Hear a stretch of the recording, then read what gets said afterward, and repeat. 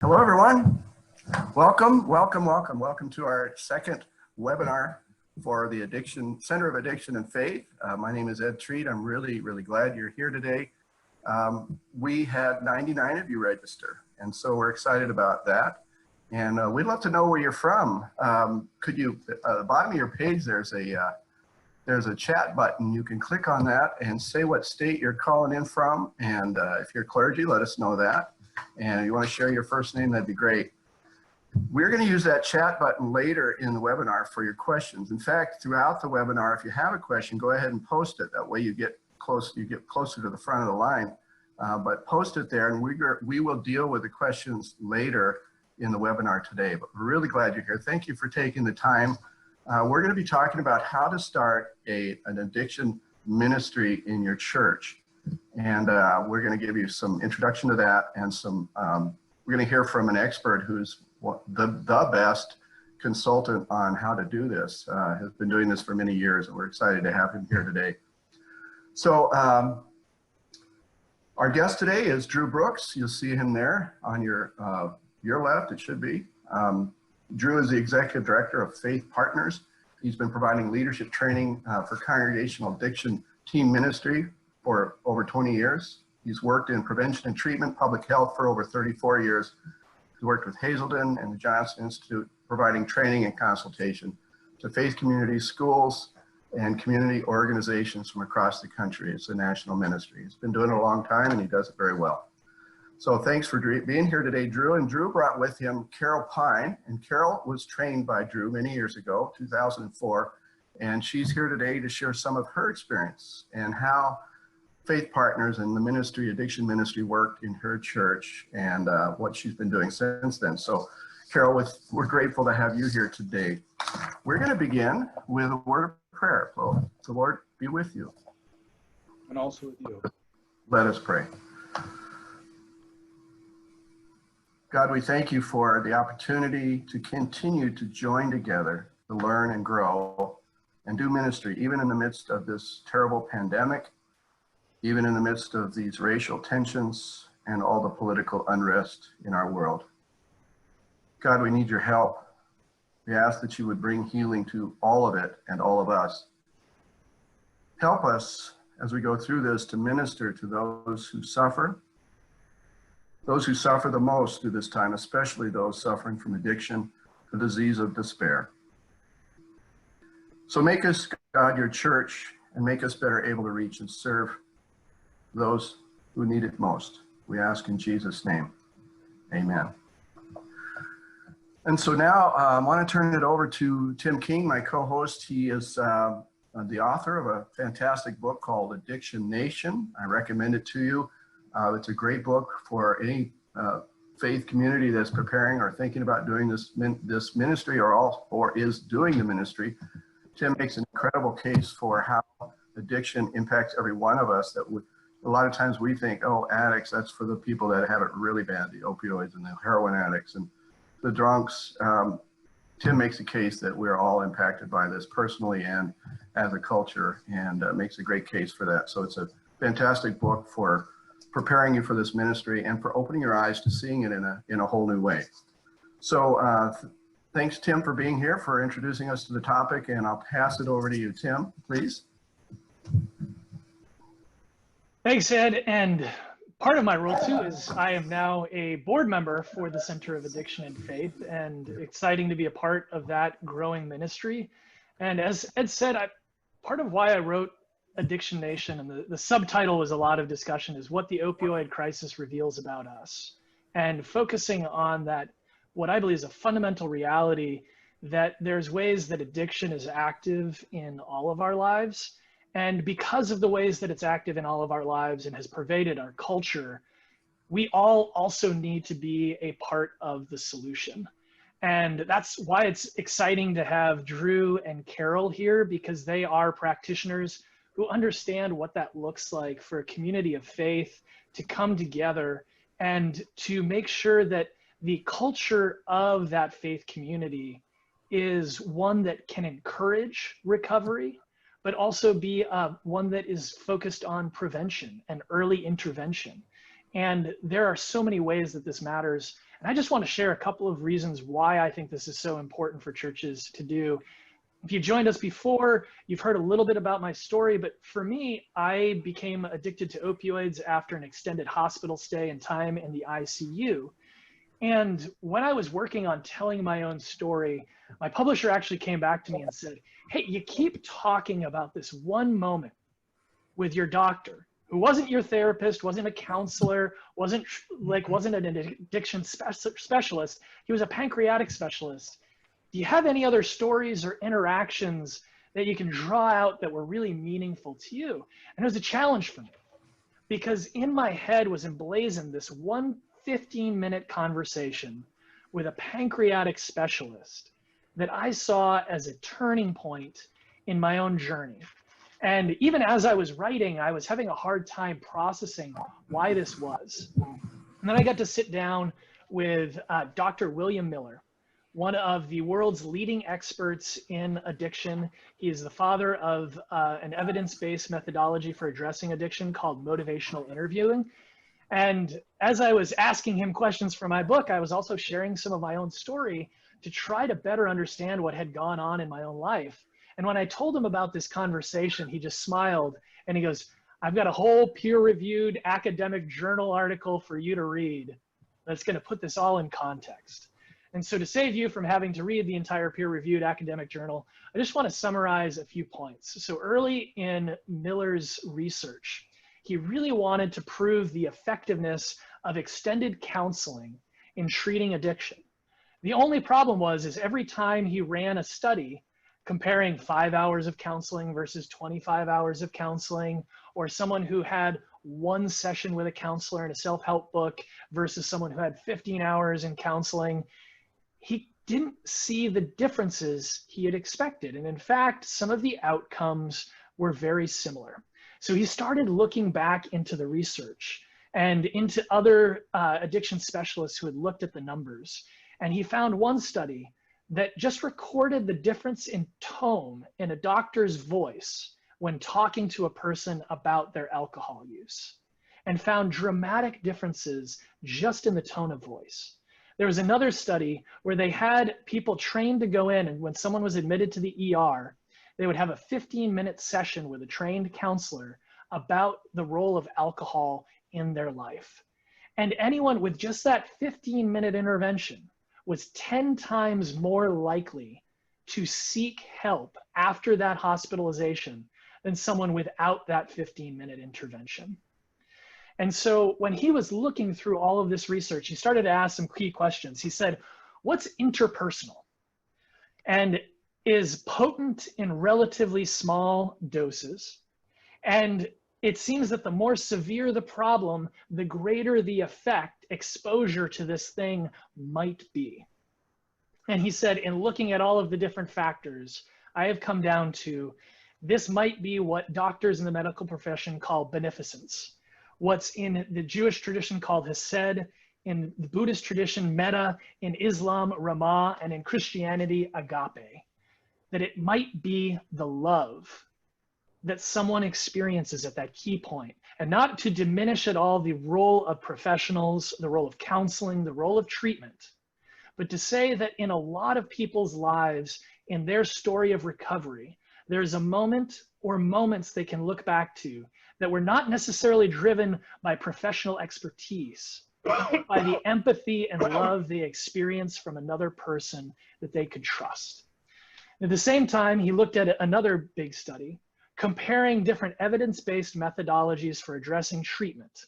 And they wanted to see which was the best. So huge multi-site study conducted across multiple states with different researchers all crunching the data. And at the end, the big surprise was there was no statistically significant difference between these different evidence-based methodologies, but there was huge difference inside each one. And the thing that drove the difference was the empathy rating of the counselors. And so the professional piece is absolutely necessary. We aren't today asking lay leaders or clergy to all become addiction experts or counselors. In fact, it's important to understand your own limitations and the places where you need to help funnel people to, where they can get that kind of professional help. but it is to emphasize that just because you're not a professional doesn't mean that you can't be that person who expresses love and empathy and understanding when someone needs it. And the ability for a church leader, whether that person's a lay leader who's starting a book study group or a pastor who's preaching from the pulpit, to reduce the stigma, the shame, and the silence that can keep people in destructive patterns is huge. And that's why I'm excited today to hear from a couple of people who have deep experience in working in congregations.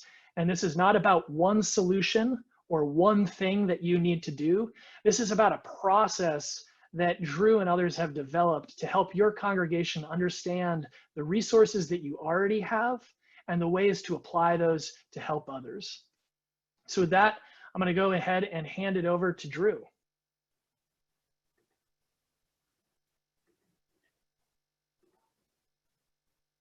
Drew, you can go. There you go. Yep, I needed to unmute myself. Here we are in the world of Zoom and unmuting ourselves. Anyway, it is my great pleasure. I feel blessed to be a part of this webinar today. I'm so glad that I have a couple hours with you. Just kidding. Just seeing if you're listening. I'll have about 20 minutes with you and then hand it off to Carol, and then we'll have some time for questions and answers from that point on. So looking forward to that. I do have a PowerPoint presentation, how to start and sustain an addiction ministry. And if you would, based on what Tim was saying, just depending on where you are with this type of ministry, some of you are probably already doing it, others are thinking about it, but this is my invitation to an authentic ministry of compassion, love, and empathy. So I'm going to speak to kind of how you get it started, how do you sustain it, and an addiction ministry. So moving on, Tim.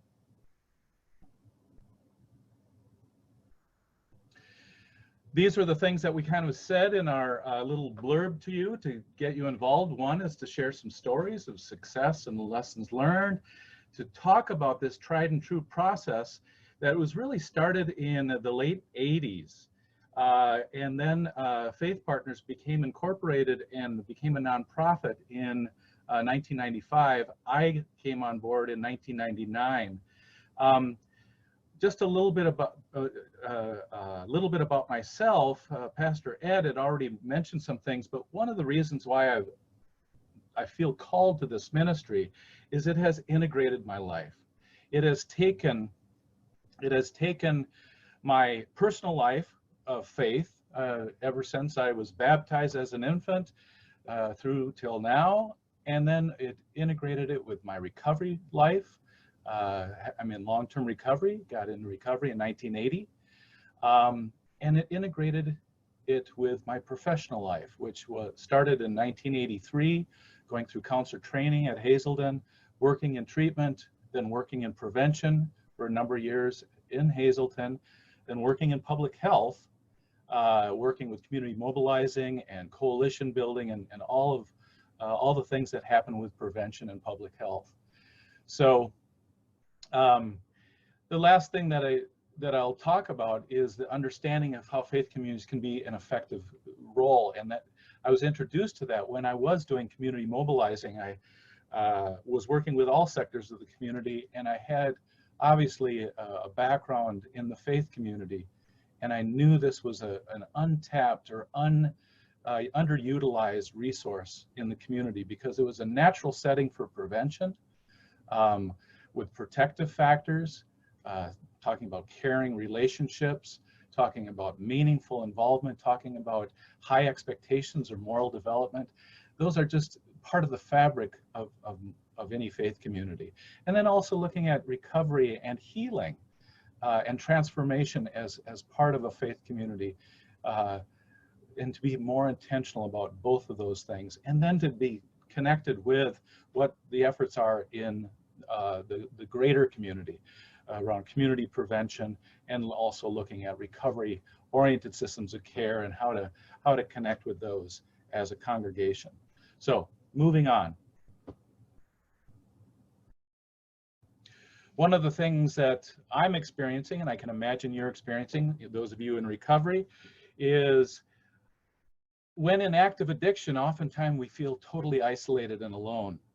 And here we are in a pandemic, and depending on how you've quarantined yourself, many addicts have started to experience, and I sponsor a number of people, kind of a malaise or a low-grade depression, the anxiety of the economy, all those things that are just part of what we're experiencing right now.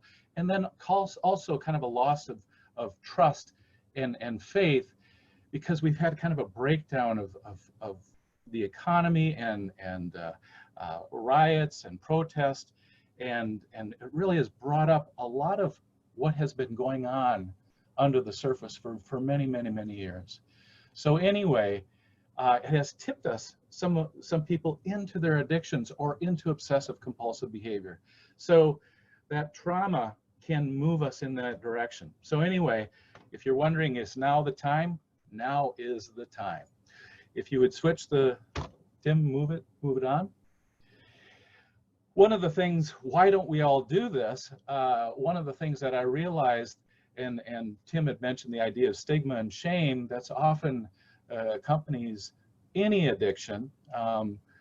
People didn't aspire to become an addict and often do things that they're not necessarily proud of while in active addiction.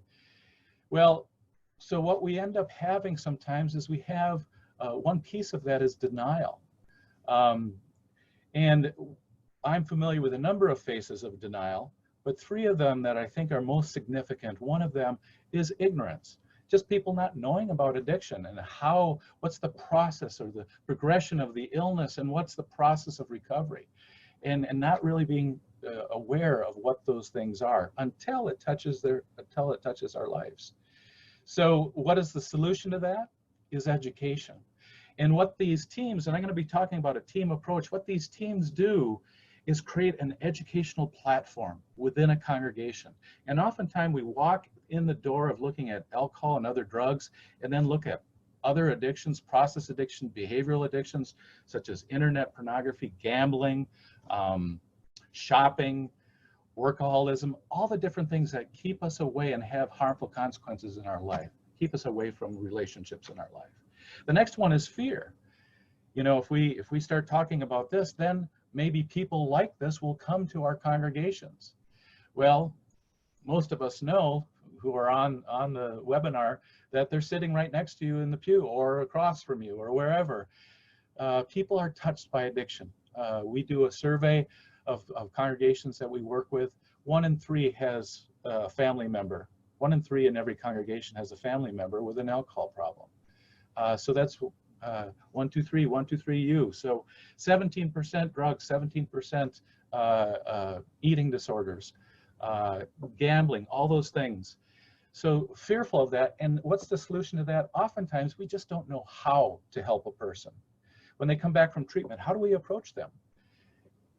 They've had a life-changing experience. They want to talk. So part of it is getting past that and to develop some skills to be able to step into a person's life.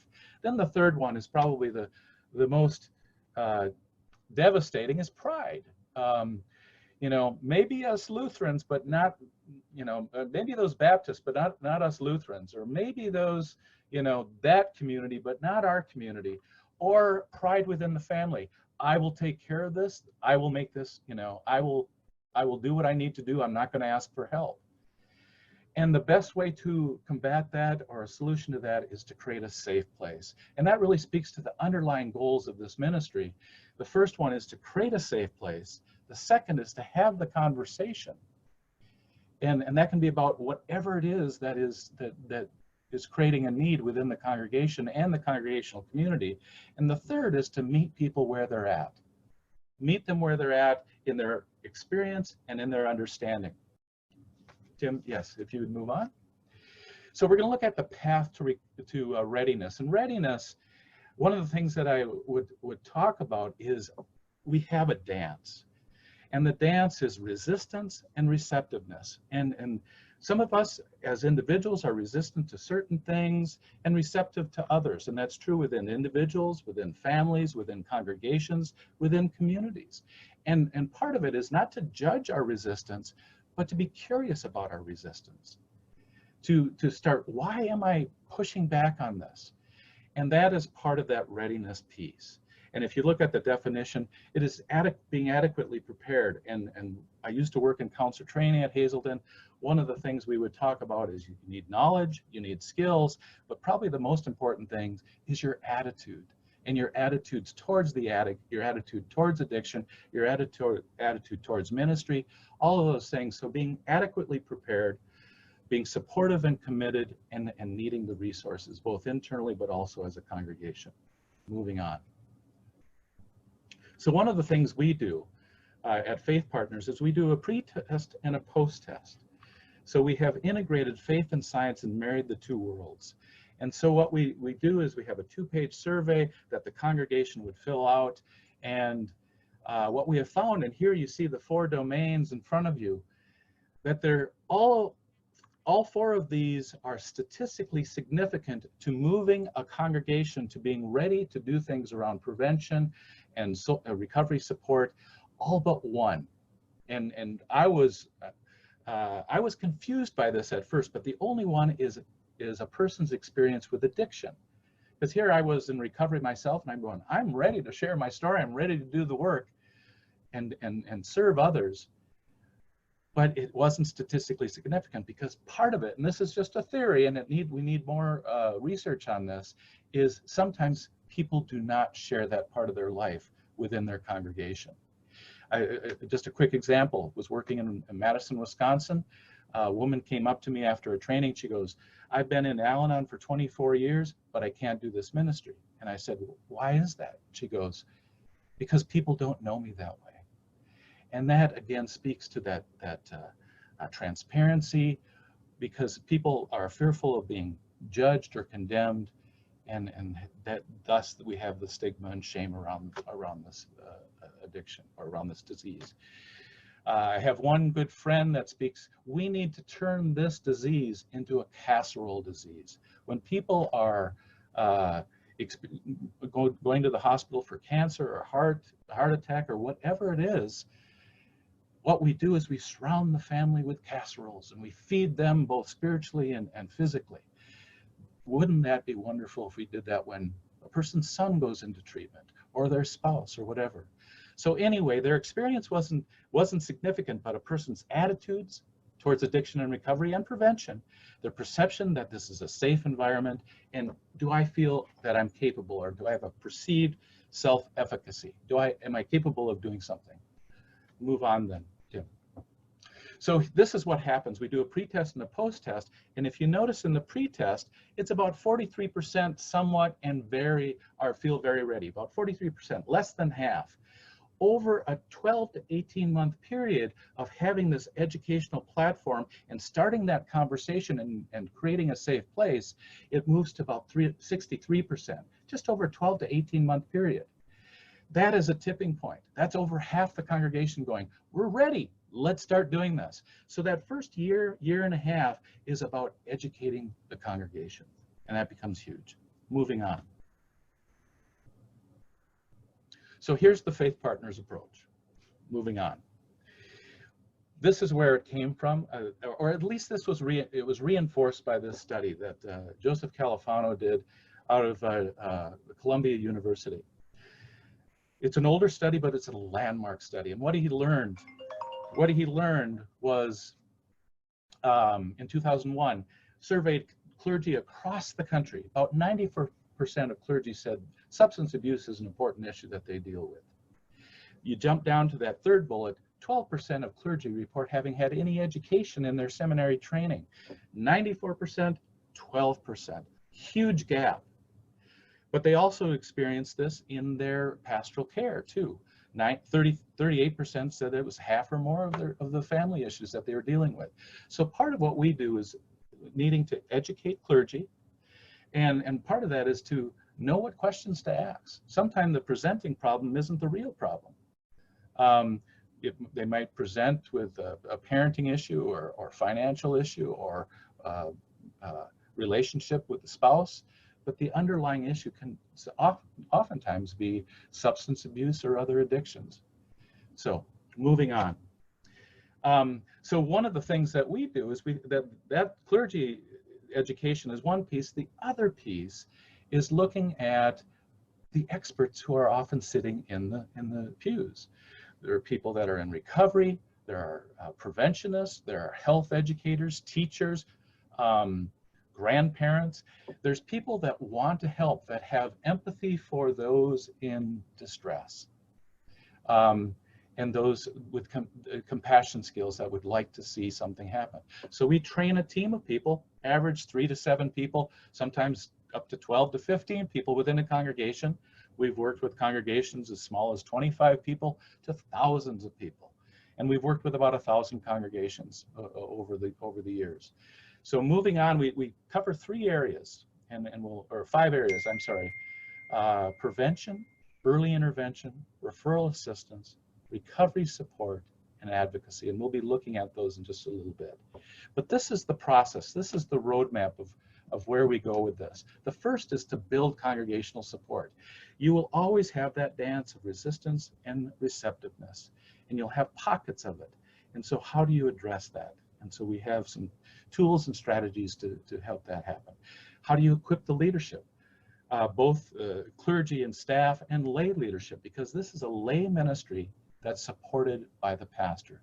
So hopefully it takes off some of the things off the pastor's plate, but at the same time extends pastoral care.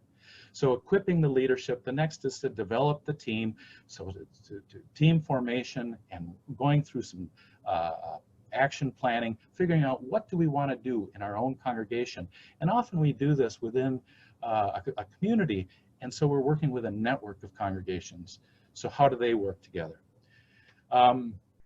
So moving on, the key factors in determining direction of the ministry often is the missional focus of a particular congregation.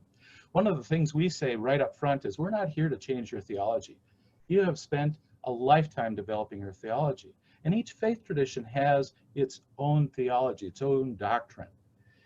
But what we want to do is to bump you up against what is your missional focus, and we'll be looking at that in the next slide. And then also, what are the needs of the congregation? They might start here.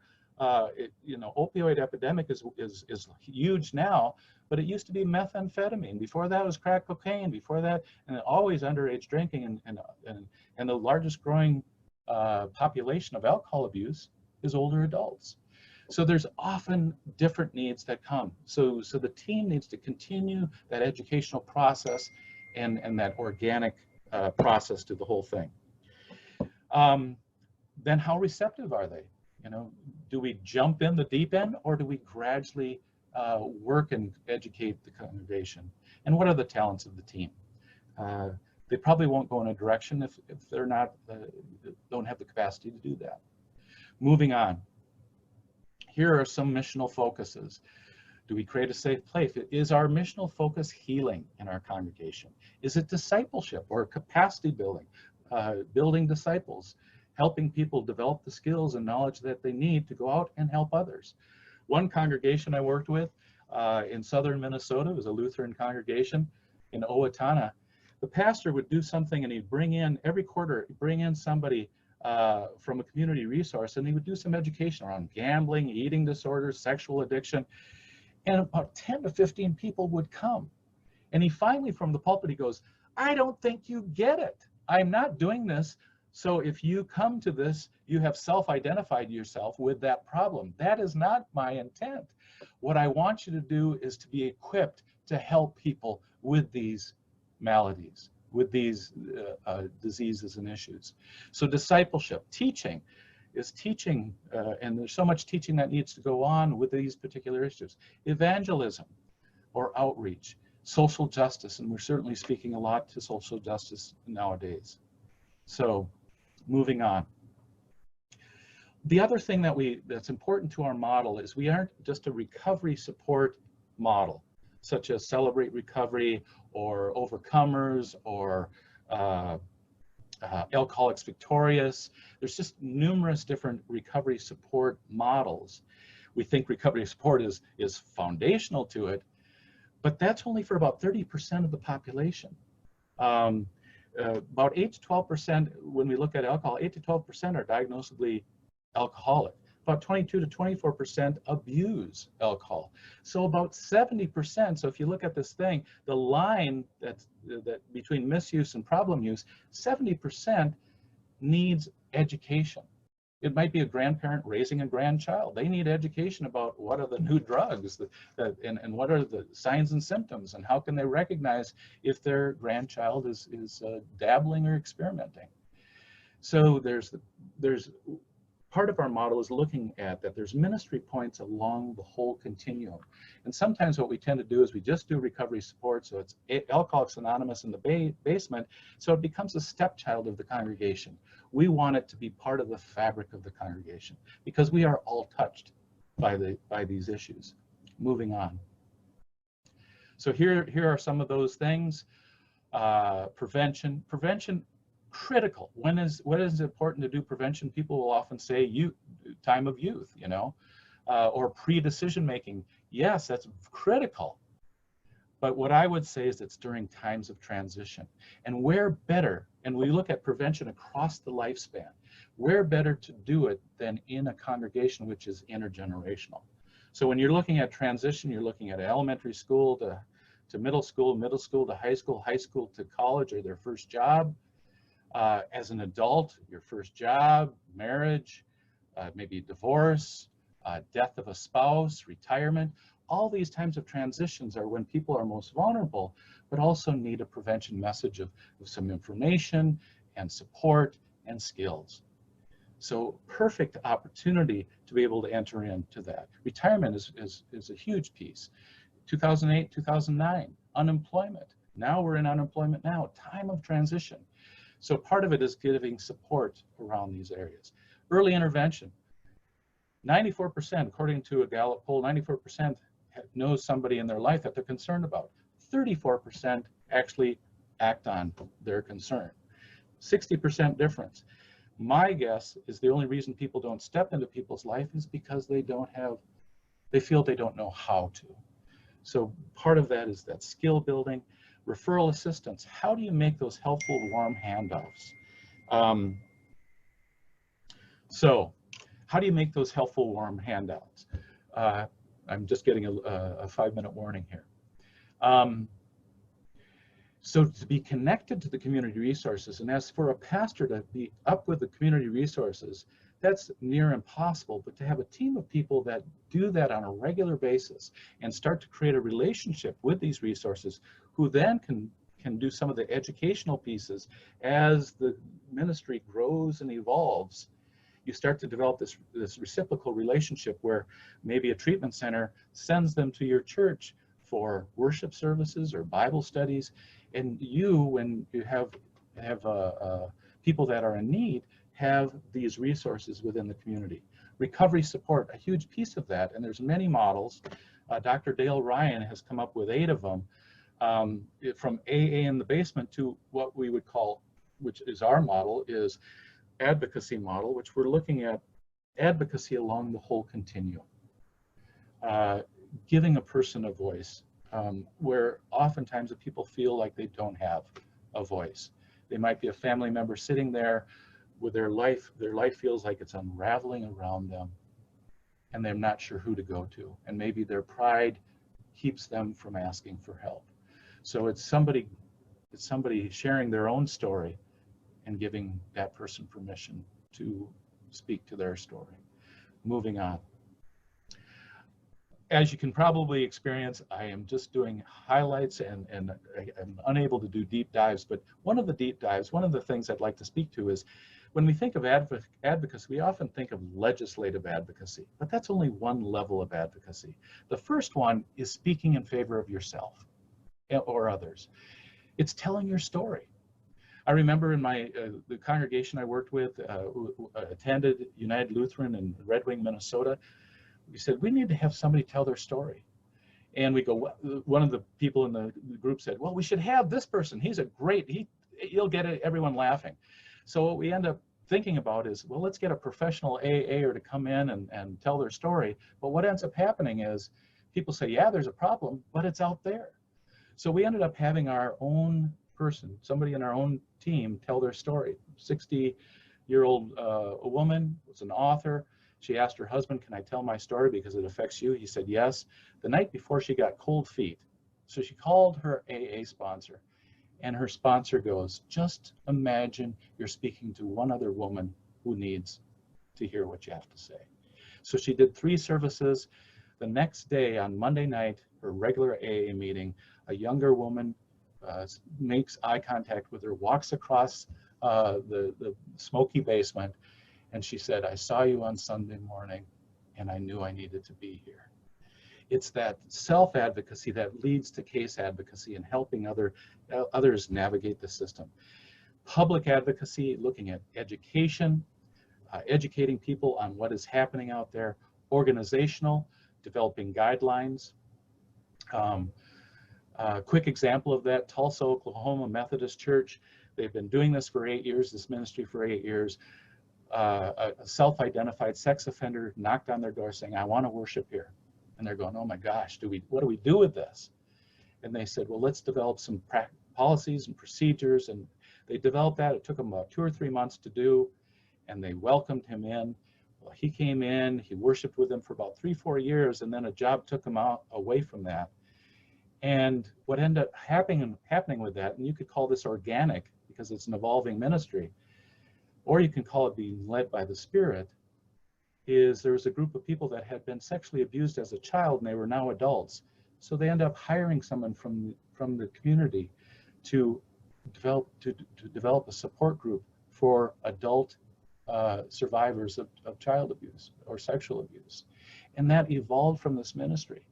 Not everyone's going to do that, but they were brave enough to walk down that road. So organizationally, they had some guidelines, and then legislative. So moving on. We talked a little bit about the advocate. Really what we're trying to change, we're trying to create some cultural change. We're looking at changing an individual, changing the congregation, and then creating a safe place so individuals and families can transform and do the healing that they need to do within their own congregations. So moving on, we're getting close to the end here.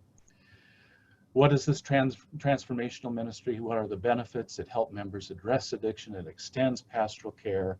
It often fits with our missional focus. It shares ministry with clergy, with lay people. It also helps pastors' health. I can't imagine, you know, I have a good friend who started his clergy ministry in the 50s, and he goes, that was the healthiest profession back then. Now it's one of the most unhealthy professions because pastors their expectation is that they are available 24/7, and that's just not realistic. So how do we disciple others to be able to do some of the work that we want to see done? Moving on. Last couple of things. So here are some strategies for sustainability. We basically have three phases: readiness, developmental phase, and then sustainability. And you can see some of them here, and personal investment, to have a planning process, which is that second bullet. The third is to connect with community efforts. The fourth is to have some area coordination, not just if we train 10 congregations, have them be individual congregations never connecting, but meeting quarterly and doing program sharing and networking and some collaborative efforts and ongoing education. Again, develop a capacity of advocacy. Move it to a denominational effort.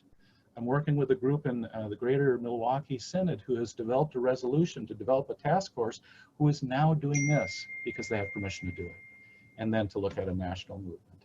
So moving on, last slide. I want to end with this biblical reference, and most of you know this reference. I'm going to skip down towards the end, but I didn't know where to stop. It's basically we as a church, the body of the church, and this is God. But God has put the body together, giving greater honor to the parts that lacked it, so that there should be no division in the body, but that its parts should have equal concern for each other. If one part suffers, every part suffers with it. If one part is honored, every part rejoices with it. So wouldn't it be wonderful if we could unpack our stories? And for some of us, it's addiction. For others, it's other things. So with that, I'm going to pass it on to Carol, and she'll really speak to this on a congregational and a community level.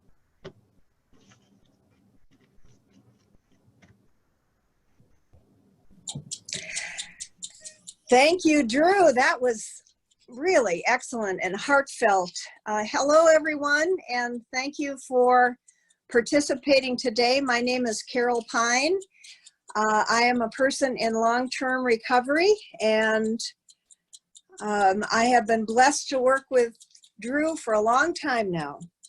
The disease of addiction is alive and well and thriving, especially during this time of COVID.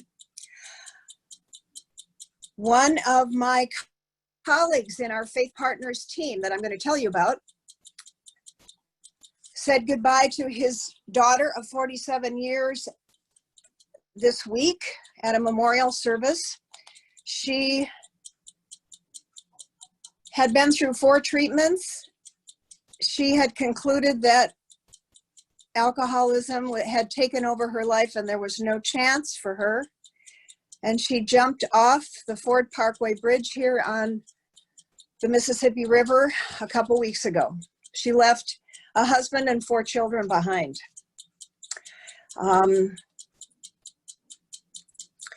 And my friend Jim, who I think Drew will remember, fortunately has a black belt in Al-Anon because he has suffered many losses to this disease. About 18 years ago, my pastor at House of Hope Presbyterian Church in St. Paul, Minnesota, came to myself and a couple other folks that she knew were in recovery. And she said, I just had a heartbreaking meeting with a family in our congregation. They are scared to death about what is happening to their daughter. She is on a path with alcoholism and we don't know what to do. And we are coming to you to advise us. Our pastor came to us later and told us that story, and she said, I didn't have any training in seminary on this subject. I felt completely without resources, and all I could do was pray for them and pray with them. What can you do at House of Hope Church to change that? So with that question, a group of us started a Faith Partners ministry at House of Hope Presbyterian Church. It's a big old church with about 1,200 members. And given Drew's statistic about the number of folks, 1/3, 1 out of 3 folks are dealing with either addiction themselves or someone they love who is struggling, there was much to be done at House of Hope. We organized, we developed a mission and a vision for what we plan to do. Our members were either in recovery themselves, healthcare professionals, or loved people who were in recovery and were themselves attending 12-step meetings. We did a congregational survey to get an idea of just how interested and concerned our congregation members were about this subject of addiction. And the results told us that there were concerns, that people needed information, and that was what we wanted to know. We created educational programs after the morning service that were very well attended on everything from understanding what AA and Al-Anon is, understanding what addiction is and how it affects a person's life, looking at any number of addictions, not simply alcohol and drug addiction, but issues with food, issues with work, issues with screen time. There are many ways that we humans find to soothe ourselves. And addiction is a popular way to do it. We asked our members if they were willing to share an experience of their own with addiction, and we put it in our church newsletter. And I had said to them early on, you do not need to sign this. You do not need to go public if you don't feel comfortable. What was amazing and heartening to me was that every single person who wrote for the newsletter, and it was most of our team members, signed their names, which brings us to the most important part of this ministry, in my judgment. The members of our team were all willing to say, I struggle with the issue of addiction, or I love someone who struggles with addiction, and here is what I'm learning about it. They were willing to go public.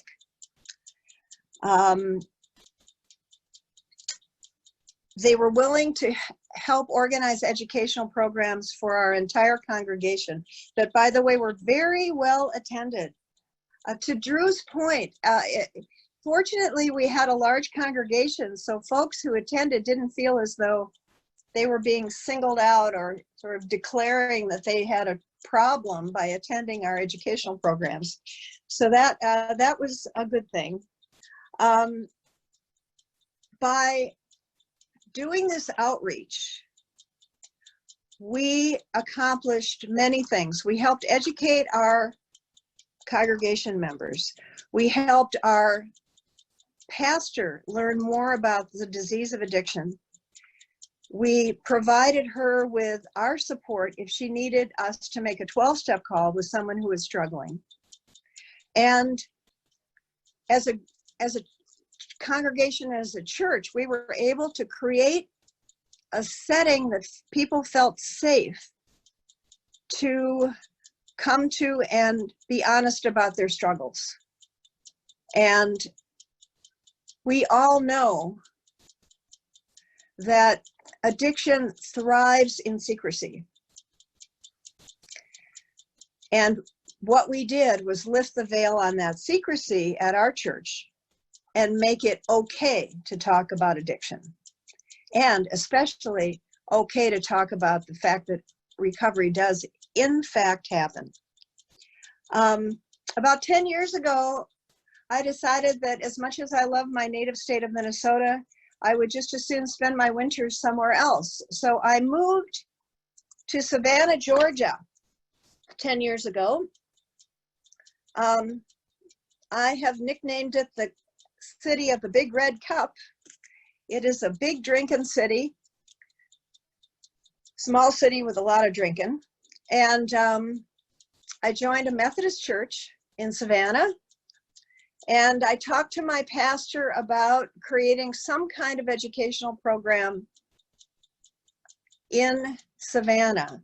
What we have done, we have not, our focus is not on one particular church. We have created an organization called the Interfaith Addiction and Recovery Coalition.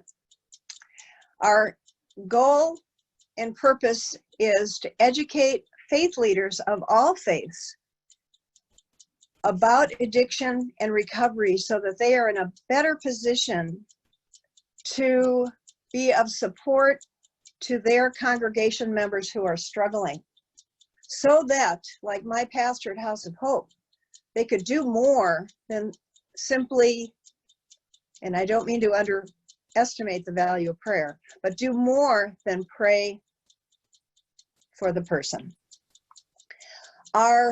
We have a group of volunteers, about 20 of us, who are either in recovery ourselves, love people who are in recovery, or are health care providers, or mental health and addiction counselors and therapists. We have a cabinet of advisors that we put together because, after all, we are creating educational programming for faith leaders, and they're the ones who can tell us what they need to know most. That cabinet includes faith leaders from the Christian, Jewish, Muslim, Buddhist, Baha'i, and Quaker traditions. So we truly are interfaith. Last year, before COVID, we were able to offer 3 educational forums for our faith leaders that were very well attended in Savannah. The first one was called Underage and Under the Influence, and it was all about underage drinking and drugging. The second we called Who You Gonna Call? And we focused on all the resources that are available in the community of Savannah, as well as the state of Georgia, that faith leaders need to know about, because we don't expect them to become therapists, but we hope that they will be knowledgeable about what the resources are so they can be supportive and refer their congregation members who are struggling to the kind of resources that we have available. And the third one was the most powerful, I have to say. We had a panel of 4 of our faith leader cabinet members who spoke personally and honestly and openly about their own experience with addiction. One is in recovery himself. Another is a family member of a recovering person. Another was a drug addict as a younger man, and now he is an imam at in Savannah. And the fourth is an adult child of an alcoholic. And they all lifted the veil on the subject of addiction by talking openly about their own experience. This year, we're not so lucky to have those forums, unfortunately. So we are offering a virtual family program in collaboration with Hazelden and Betty Ford, which we are very excited about. And in lieu of a forum, another forum, we have created an e-newsletter for our faith leaders. And our second one goes out in a couple days. So I think I'm probably reached my limit on time, and I'll just say that if you are a faith leader, please have the courage to go ahead and create a Faith Partners program in your church or mosque or temple. I have learned that unless you have faith leader support for this kind of effort, it will not happen. Thank you.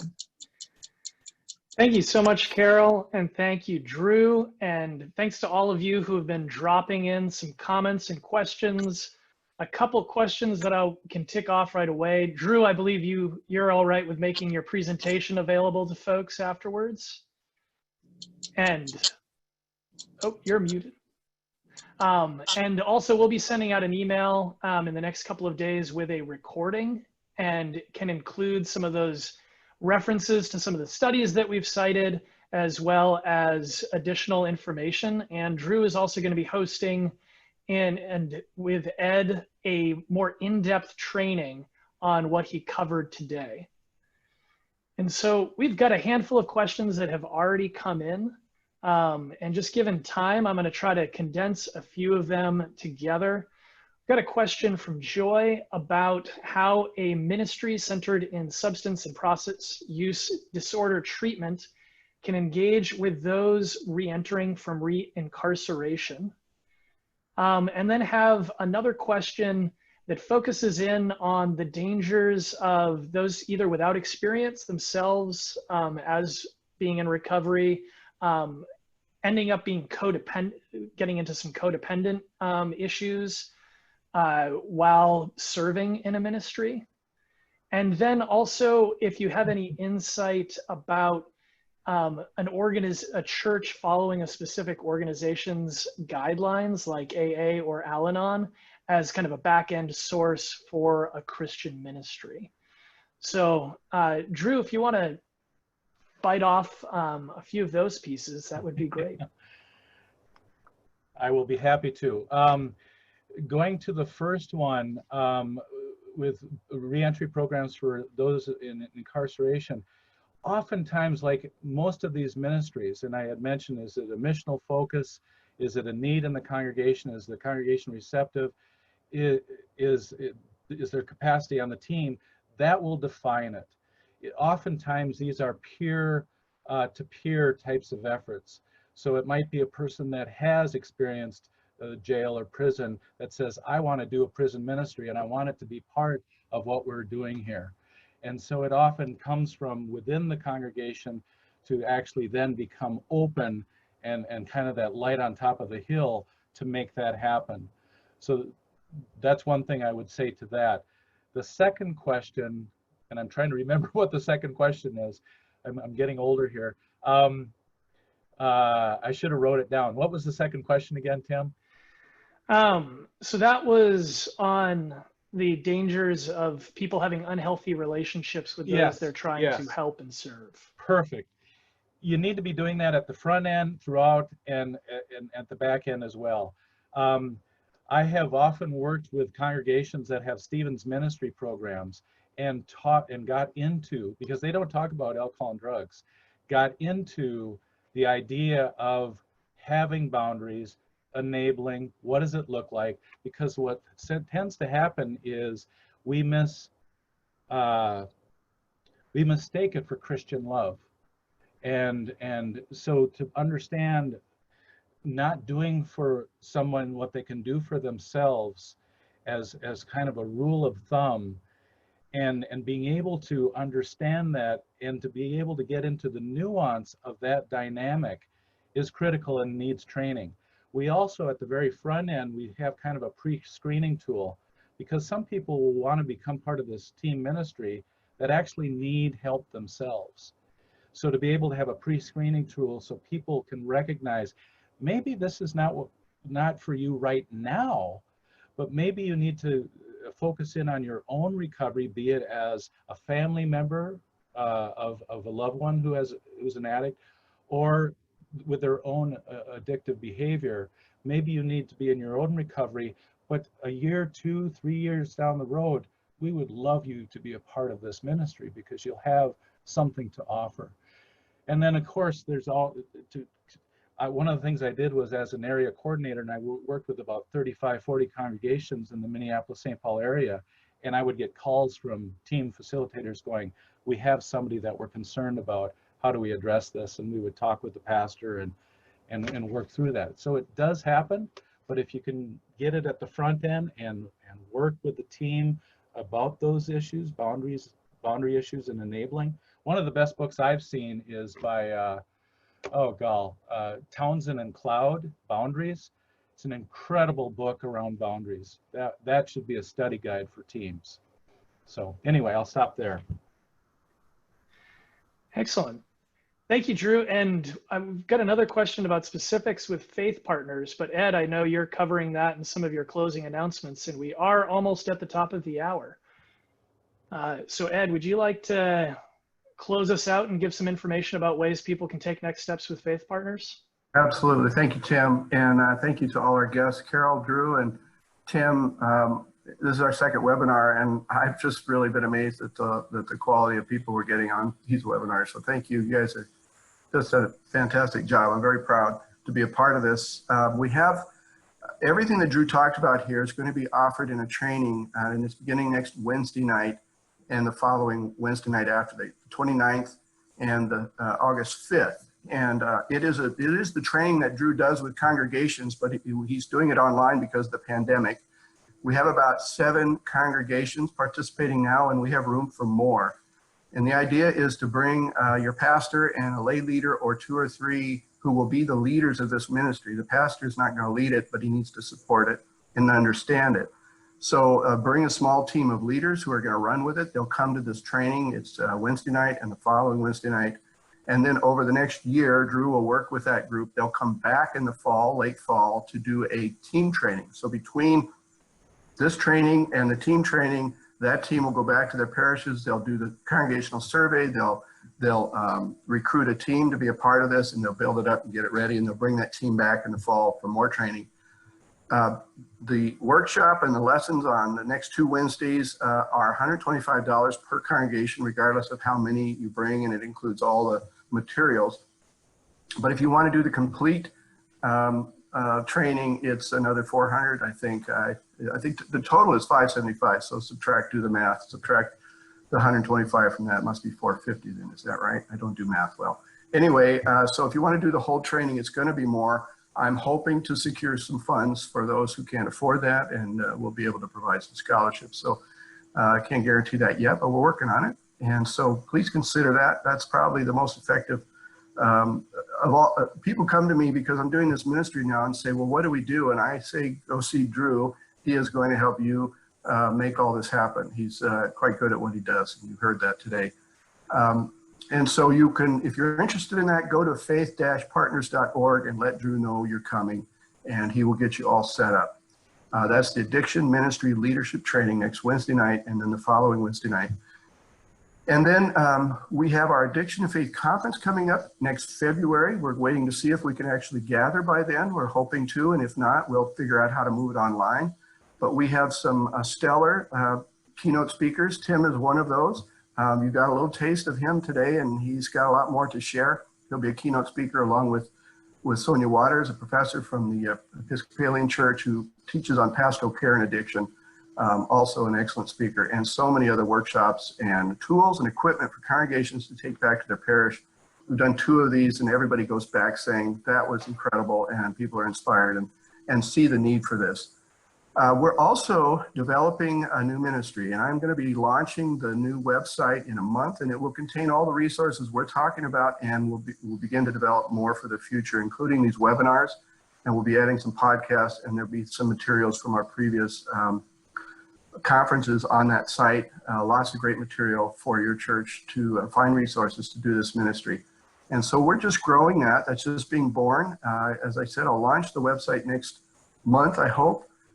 But we need your help. It is a baby and it needs nurture. And so if you can volunteer, there are ways that you want to help. And if there's ways that you can give and help provide the funding, it certainly needs that as well. You can contact me at pastored@addictionandfaith.com. Let me know how you can help and contribute to this really amazing ministry that I'm so excited about. There's so many great people doing such great work, and I want to try and bring them all to you. I think that's all I have here. I just wanted to point out that Carol was on a houseboat. That's why she was moving, I believe. You noticed her screen moving a little bit. But thank you, Carol. That was exactly what we needed to hear, was how this works in a parish and a congregation.